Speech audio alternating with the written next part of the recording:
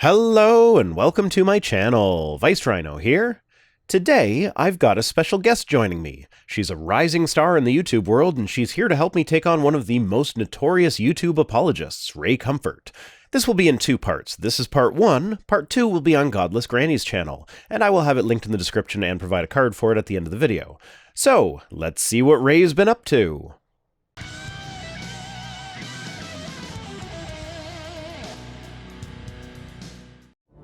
First, a video. This is a scrambled egg going back into its shell. It's an illustration as to how the universe works. No egg ever goes back to being scrambled. This may be a bit of a nitpick, but this is a produced video, not a live stream. Editing is pretty easy when you make a mistake, and it's not hard to fix it with a voiceover. Listen to my video on hell at the 5:49 mark.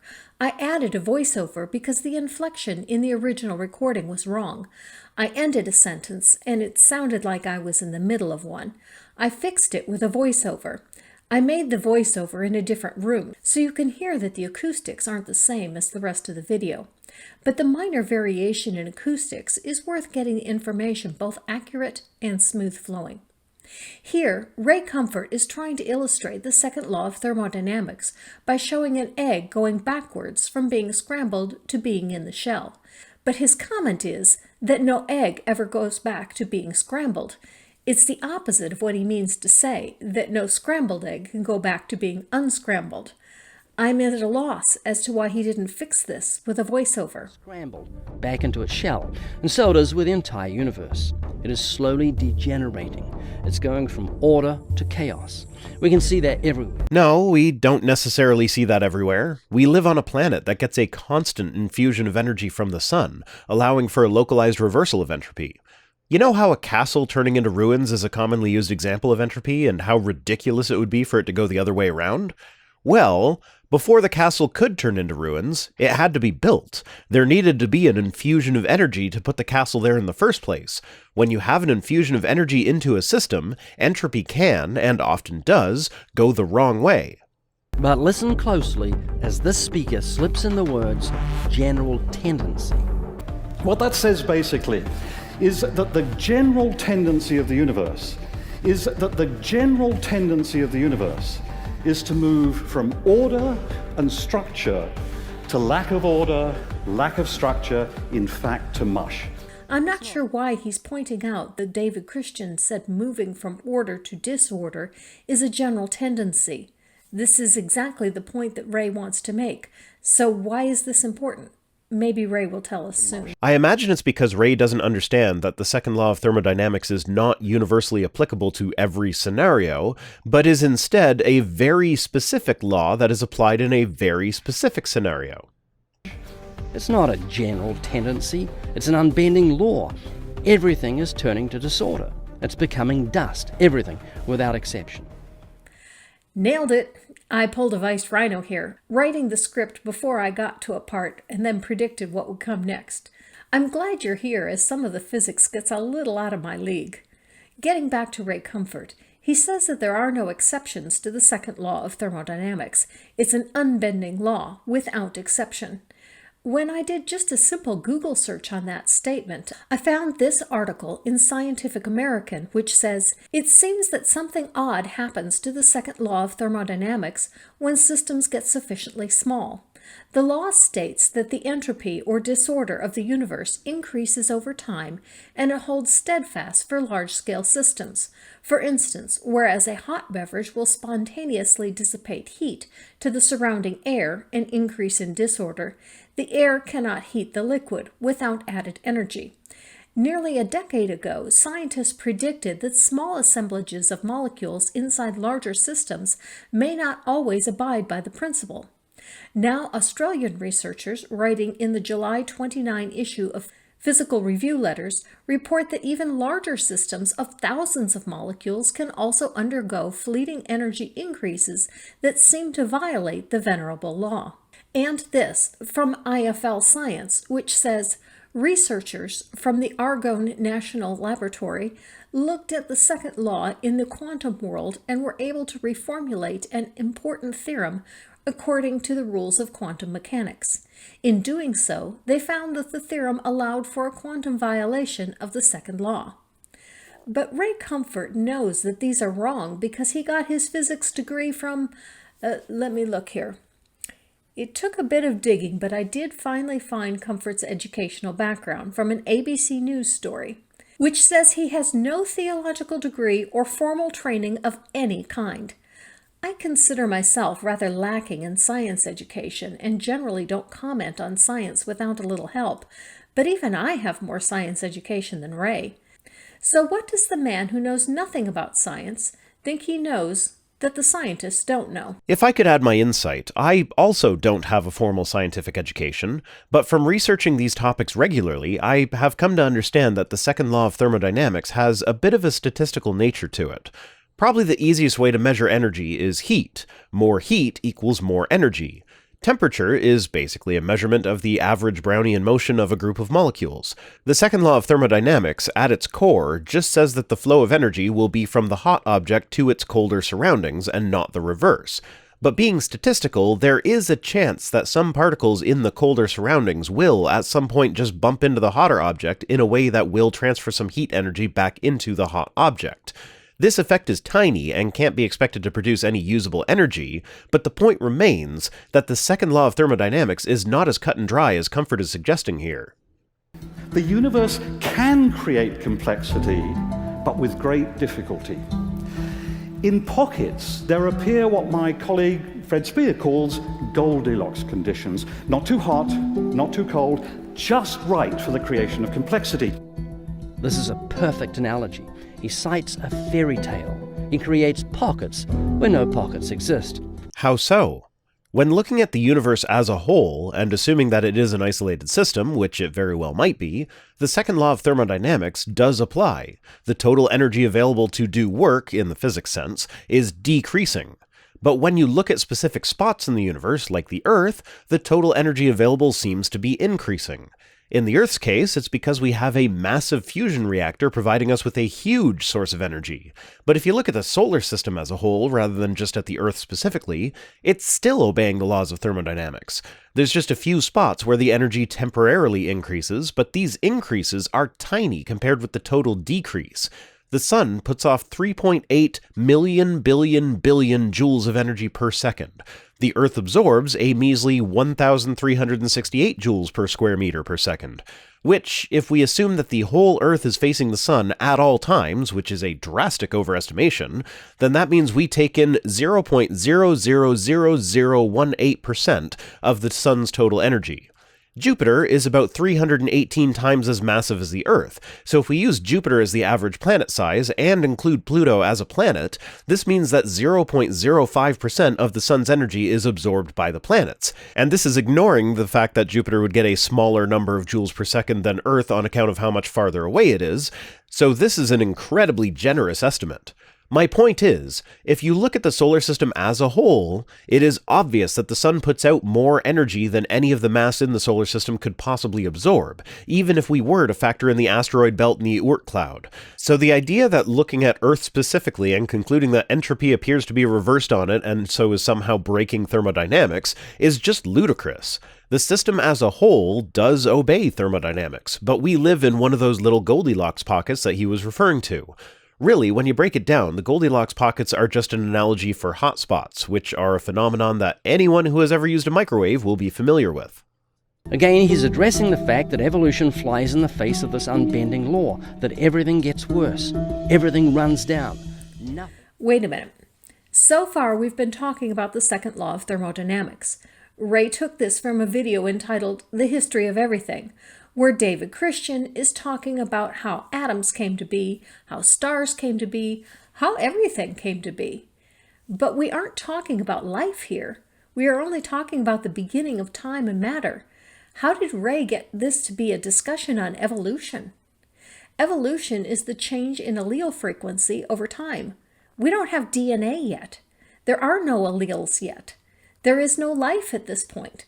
How can you say evolution flies in the face of the law of thermodynamics when we don't even have life and aren't even talking about evolution? Many of you know that I have a superpower. I have a killer frown. Ray Comfort, this frown is for you. Uh-oh, Ray turned her into a fish. There are a very small percentage of you laughing right now because you recognize that the fish that I just referenced is known as the apistogramma, which sounds close to a pissed off grandma. The rest of you now find that joke hugely hilarious because jokes that you have to explain are the funniest jokes there are. Nothing improves. But evolution is supposed to be an exception. With it, things get better. They improve. Not really. 99% of the species to have ever existed have gone extinct. They failed to get better or failed to improve when their environments changed in a manner that they could not adapt to. Evolution just says that there are differences between generations, and the differences that have an effect on reproductive ability will be either selected for or against, depending on whether the effect is positive or negative. That's it. Sometimes a difference that the organism would be better off without is selected for. Like in sexual selection, there are birds out there with fantastic plumage that makes it very difficult for them to fly, making them easy prey. But the fantastic plumage helped the males mate, so it was selected for, even though the males would likely live longer without it. That's the dilemma. So he uses the childish fairy tale, Goldilocks and the Three Bears, to suspend entropy so that he can fit in his fantasy. Goldilocks and the Three Bears? Look who's talking about fantasy. Your version is God spoke the magic words and the universe poofed into being. Is a more scientific approach? And this follows the second law of thermodynamics perfectly?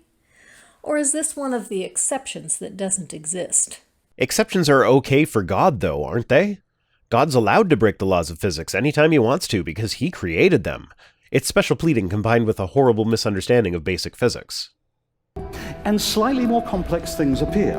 And where you have slightly more complex things, you can get slightly more complex things. And in this way, complexity builds stage by stage. Each stage is magical. We, as extremely complex creatures, desperately need to know this story of how the universe creates complexity. I do wish Christian hadn't used the word magical here, as it does grab the attention of people like Comfort, who then say, see, it's not science, it's magic. But he doesn't mean magical in that sense. He means magical in the sense that it's an extraordinary event, not that there's any magic involved in the process. To be fair, he isn't addressing an audience of creationists who he is trying to convince of his position. He's giving a presentation that's supposed to be interesting and captivating, so the use of flowery language is appropriate and understandable, even if it does make our lives a little bit harder when creationists jump on stuff like this. But if Ray were serious about this, he would be talking about peer-reviewed publications that discuss the laws of thermodynamics instead of a TED Talk. There was nothing, then bam, the entire universe appears. Without a fairy godmother. It just happened. A miracle took place. Nothing created everything. It sounds like Ray is trying to say the only way the universe could begin is with a fairy godmother. Is he introducing us to a new creator god, the fairy godmother? He just wants it to sound silly when it's the scientific side of things, so he uses language that we all know refers to fairy tales that are known to be fiction. He'll switch it up, though, when it comes to talking about his religious text, which, when read objectively, has the same believability as other myths and fairy tales. So the information spreads. Notice that information has become part of our story. Scientists call DNA the book of life. No book of information ever created itself. Ever. It's scientifically impossible without... Now Ray is trying to draw a factual conclusion from an analogy. DNA is like a book. Books can't create themselves, so it is impossible for DNA as well because I used an analogy comparing a book to DNA. It's like saying ogres are like onions, you can eat an onion, therefore you can eat an ogre. Just because something is true about books, that they don't write themselves, doesn't mean that that is also true about anything that you can compare to a book. And let's not forget that DNA doesn't operate anything like a book. It's often compared to blueprints, but that's only a superficial comparison. DNA is a chemical, and it undergoes chemical reactions to do what it does. If you change the chemistry of the cell containing the DNA, it will react differently. You can't look at a strand of DNA in isolation and determine exactly what it will build as you might with blueprints, so the analogy only holds up in the absolute loosest sense. And of course, there's the whole DNA replicates itself but books do not thing. That's a pretty important part of this too. Without the realm of possibility. Now here's the scary part. This childish stupidity is enthusiastically applauded by people who don't seem to have the ability to think. I thank you for your attention. This video of Ray's stoops to name-calling. When up to this point, this video of his on evolution hasn't even got to the evolution yet. He calls them stupid for applauding a theory of the beginning of the universe and calls it evolution. What's more, it wasn't presented in a scientific manner because the target audience was not a scientific audience. Almost like people tailor their presentation style to match the audience that they are trying to reach. If you think that was foolish, we're about to look at something just as crazy. The evolution of the eye. Okay, we are getting to some real evolution now. This actually is crazy. Crazy ingenious, seeing how it all works and makes perfect sense. Let's see why Ray doesn't get it.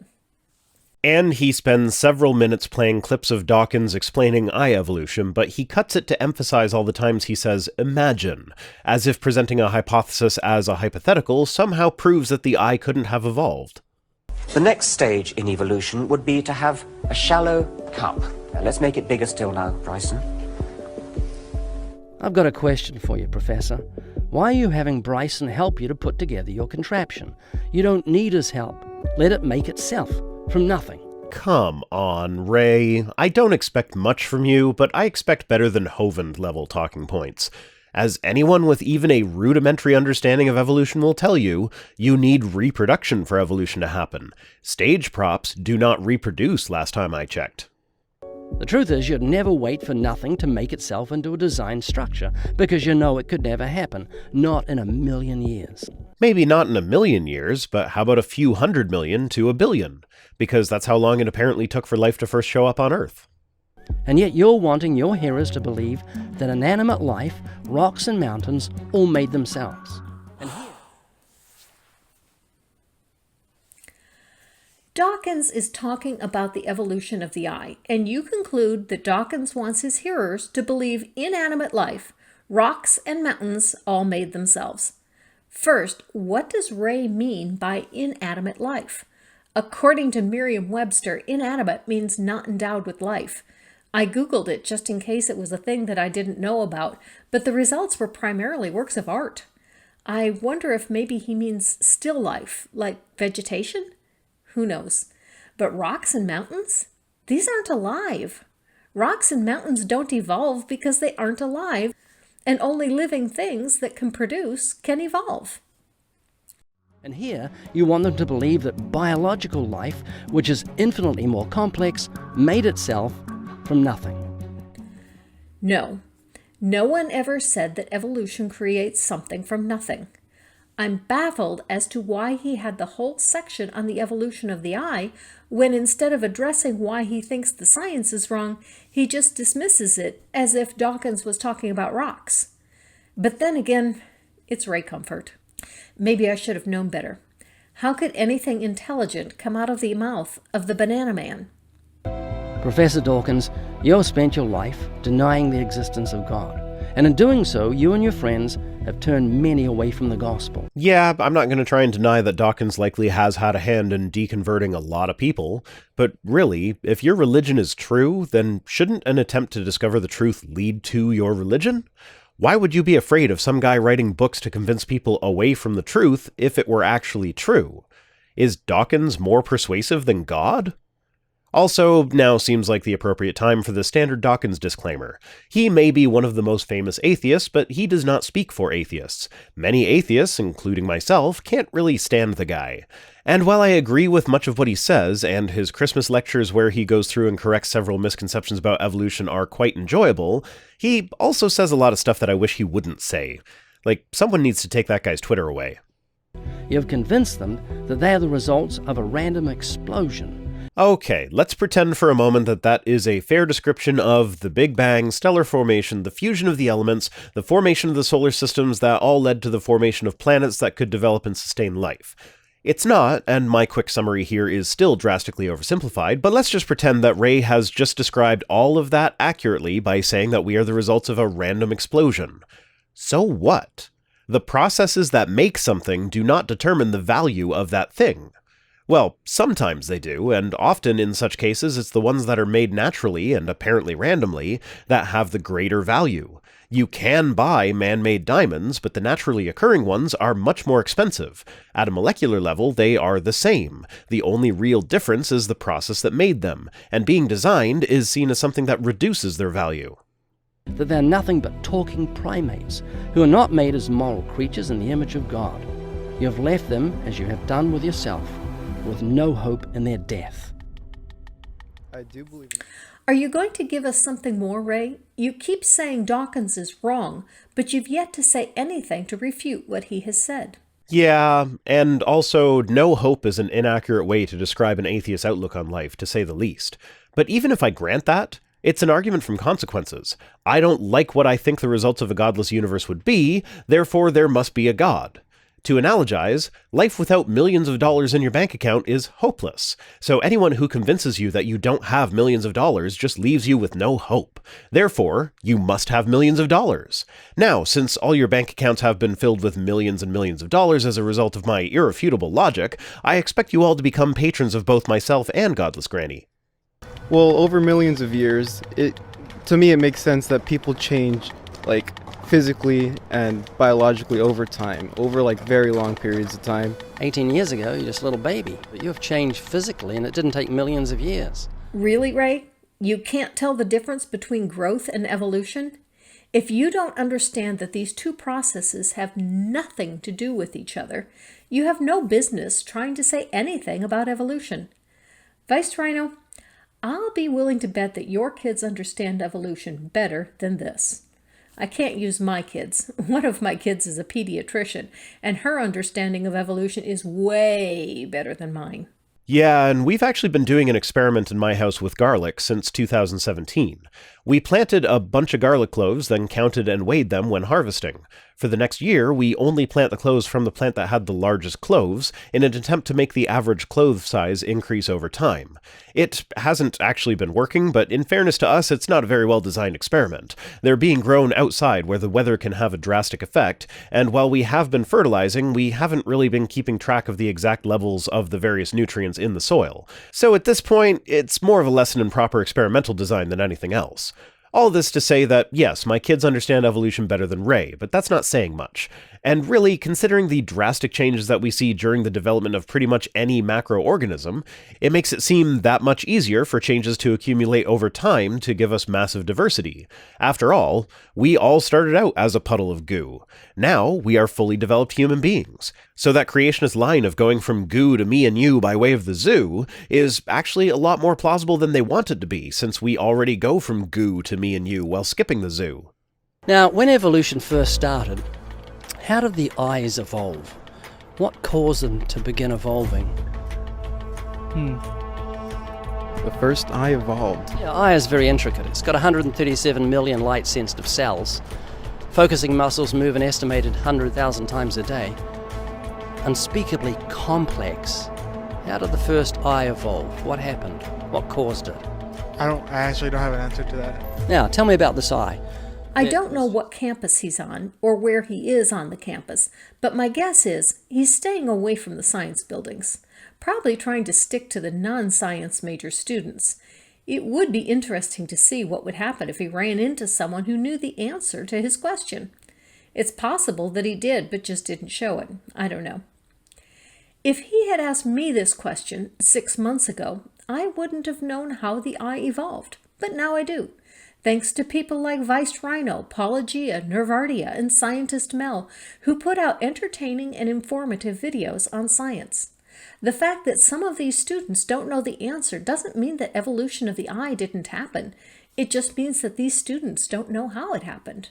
Yeah, and it appears especially dishonest when you consider that we skipped over a bunch of clips that he played in this video that had Dawkins explaining exactly how the eye evolved in a step-by-step process that didn't make any giant evolutionary leaps, and went straight from just a photosensitive patch of cells to a fully functional eye like ours.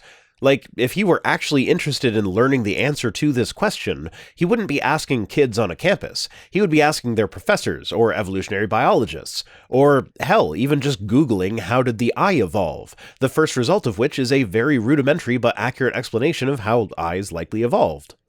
It was just cells, and then it decided it wanted to see? How long did this take? Over millions of years, probably. So was it an animal, or was just an eye lying there, sort of a pre-eye? Well, I would think that a cell, right, came together to form more cells, and that came a little microorganism, right? Then that had incentive to live, so it developed things to help it live over millions and millions of years. That's a decent explanation for a layperson, especially considering Ray's dishonest phrasing to make it sound like it's a choice between an eye sitting there until an organism figured out how to use it, or an organism that needs an eye stumbling around blind until it figured out how to grow one. Reminds me of your video of the guy who said that arms had to evolve all at once because there's no use for a partial arm. Can it see yet? Probably not. Because you need the whole eye to be fully evolved to see, don't you? Half an eye doesn't really work. Right, in the sense that maybe... Could it smell the food? Why wouldn't you let him answer the question, Ray? He was about to explain the half an eye thing, and given his answer so far, I'd be willing to bet it would have been a decent explanation. So why the sudden need to change from ocular to olfactory? Does the explanation of how light-sensing organs can be useful even if they can't see as well as our eyes have to be given in less than 1.5 seconds in order to be considered valid? This is science we're talking about, not the lightning round on a game show. I think it was more like it was like a sensory organ or something. Where'd that come from? From a bunch of cells thinking, yeah, this sensory organ is pretty cool, might want to pass that down. Where did they come I feel sorry for this kid trying to speculate into an area that he knows a little about, but not enough. It's okay to admit you don't know. Not knowing doesn't mean you're stupid. It just means you haven't learned this yet. There is so much information in the universe, and no one can be expected to know everything. We can't even know the basics about everything. People need to stop making other people feel stupid just because they know something that another person doesn't. My daughter, the pediatrician, can really make me feel dumb. But she tells me, "Mom, you're smart. You're just smart in different ways that I am." And she's right. But I still feel dumb when we work Sudoku puzzles, and she can always do it in half the time that it takes me. As time went on, we needed eyes to see. 2 eyes or 1? 2? 2 eyes? I'm guessing, maybe 1 eye. 1 works fine. Why would it have 1 and then decide it needed 2? Here, Ray makes another mistake that we frequently see from creationists. He asks why an organism would have 1 eye and decide it needs 2. No animal decides to evolve. Evolution isn't driven by the desires of a lower ancestor. Evolution is driven by environmental change and adaptation. It's fairly easy to see how 2 eyes would be more useful than 1. It allows for depth perception and a backup eye should anything happen to one of them. But for each eye, there is a trade-off in resources used to make the eye. So you would think that more eyes equals better perception and better ability to avoid predators or find prey. But resources are not unlimited. For every eye an organism makes, that is 1 less other structure that it can make. Bigger organisms, like us, have 2 eyes, but our eyes are relatively complicated and take a lot of resources, so the cost of adding a 3rd or 4th is not really worth the investment. But insects and arachnids often have several pairs of eyes. Why do they get them and we don't? Well, their eyes are much simpler than ours and so take far fewer resources to construct, so the trade-off for more eyes isn't as heavily stacked against putting more resources into them than it is with us. Where'd that come from? From a bunch of cells thinking, yeah, this sensory organ is pretty cool, might want to pass that down. Where did they come from? Oops, the kid fell into a trap here. An organism passes on the genes that it has. An organism can't decide what genes it passes to its offspring. If we could decide what sex baby we want or what color eyes we want our baby to have, and voila, we have a baby with those traits. Rather, all of your DNA is in every cell of your body, except for egg and sperm cells. The egg and sperm cells are haploid cells. They have half the DNA because the normally double helix structure is split in these cells so that during reproduction, the single helix from the egg can merge with the single helix from the sperm to result in a diploid cell with a double helix structure DNA with half of its DNA from the sperm and half its DNA from the egg. But the parents and the parent cells had no choice in which half of each parent's DNA would be passed on. Okay, struggle on, kid. I doubt Ray will let you off the hook at this point. Down. Where did they come from? Wouldn't know. That's a big mystery, huh? We were fish? I think so. I think we came from the sea. And did we have lungs or gills under the water? Oh no, like you would get lungs later on. Have you heard? The kid is right. This is actually what broke young Earth for me. When I saw lungfish at the Shedd Aquarium, I could no longer deny evolution. They were so obviously a transitional species that I could no longer deny that fish could grow lungs and eventually leave the water. Yes, there are fish with lungs. Lungfish, bashir, gouramis, betas, catfish. Turns out an ability to breathe air is very useful, even to fish that spend their entire lives underwater. Have you heard of entropy? I have not. What Have you heard of the second law of thermodynamics? I have not. The universe. Good for her. I hadn't heard of those things when I was her age either. The first step in learning is admitting that you don't know the answers. I have not. The universe tends itself towards chaos. It happens everywhere. In a trillion years, all these rocks here will be turned to dust. We'll be turned to dust. The dog will be turned. Ray has mentioned a couple times that everything moves towards turning to dust. He bases this not on the second law of thermodynamics, as he claims. That only gets you to entropy. The idea that everything will return to dust is from Ecclesiastes 3:20. All go to one place, all are from the dust, and to dust all return. So far, he's given us no reason to think that everything will become dust, except that that's what he thinks. He hasn't even given you the Bible verse yet. And, as I mentioned earlier, the second law of thermodynamics doesn't say anything about what substance will exist at the end of the universe, just how much energy will be available to perform work. And, of course, this whole section on turning to dust is him talking to a woman who flat out stated that she isn't familiar with thermodynamics. Ray is good at one thing, appearing confident. So he is confidently explaining his warped view of thermodynamics to someone who is not familiar with it. When someone speaks confidently on a subject that you are not familiar with, it is really hard to disagree with them, so of course she's sitting there nodding along. This is not an indictment against her, but against Ray for his continued use of sleazy, dishonest tactics. That's it for this one. Thank you so much for joining me, Granny. You're most welcome, Vice Rhino. It's been a pleasure. Remember to head over to Granny's channel for part 2. Thanks for watching. Special thanks as always to my patrons, Jerry the Berry, David Schinkel, Lynn Dobbs, Mark McManus, What Jesus, and all the rest, who are the second eye that allows for the depth perception that is my channel. If you'd like to be my backup eye for when I become a pirate and lose one, you can support the channel for as little as $1 per week over at patreon.com/ViceRhino. Other ways to support the channel, such as direct donation or my Amazon wishlist, are linked in the description, as well as my social media accounts and my P.O. Box address. See you next time!